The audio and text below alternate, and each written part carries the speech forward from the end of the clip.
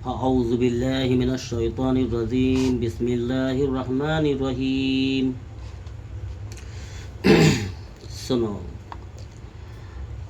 হযরত আবু হুরায়রা রাদিয়াল্লাহু তাআলা আনহু বর্ণনা করছেন, রাসূল পাক সাল্লাল্লাহু আলাইহি ওয়াসাল্লাম ইরশাদ করিয়াছেন, যদি দ্বীপ প্রহরের গরমে জোহরের নামাজের জন্য মসজিদে যাওয়ার ফজিলত লোকেরা জানিত, তবে জোহরের নামাজের জন্য দৌড়াইয়া যাইত।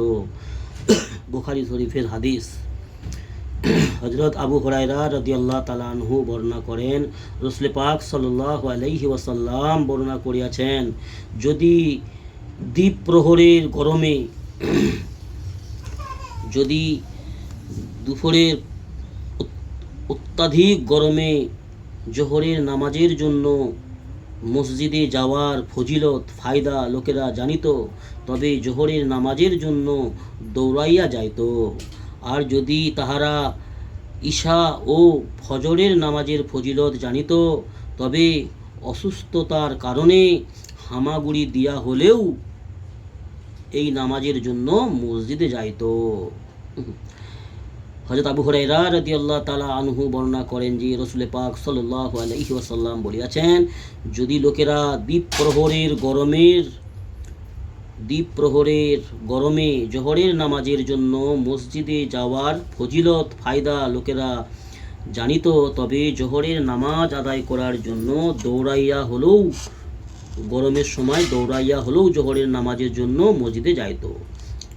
আর যদি তাহারা ঈশা ও ফজরের নামাজের ফজিলত জানিত, তবে অসুস্থতার কারণে, অসুস্থ হওয়া সত্ত্বেও হামাগুড়ি দিয়া হলেও এই ঈশা ও ফজরের নামাজের জন্য মসজিদে যাইত। তো আমরা নামাজের গুরুত্ব আমরা বুঝি না, নামাজের ফজিলত, নামাজ পড়লে কি লাভ, আল্লাহ কত সন্তুষ্ট হয় নামাজ আদায় করলে, এবং নিজের শরীরে কত উপকারিতা, নিজের শরীর কত সুস্থ থাকে, আমরা সেই বিষয়ে আমরা যেহেতু অবগত নই, আমরা গাফিল, যার কারণে নামাজকে আমরা গুরুত্ব না দিয়ে আমরা ঘুমিয়ে থাকি ফজরে, এবং কঠিন রোদের সময় দুপুরবেলা জোহরের নামাজ না পড়ে ঘরে আমরা অনেকে নামাজ আদায় করে নিই। এগুলো ভালো জিনিস নয়। পুরুষদের জন্য মসজিদে গিয়ে 5 ওয়াক্ত সালাত আদায় করা আল্লাহর হুকুম রয়েছে। অর্থাৎ মসজিদে গিয়ে বা জামাতের সহিত ইমামের পিছনে তাকবীর বলা নামাজ 5 ওয়াক্ত আদায় করার বহু ফজিলত, বহু ফায়দা লেখা আছে কেতাবের মধ্যে।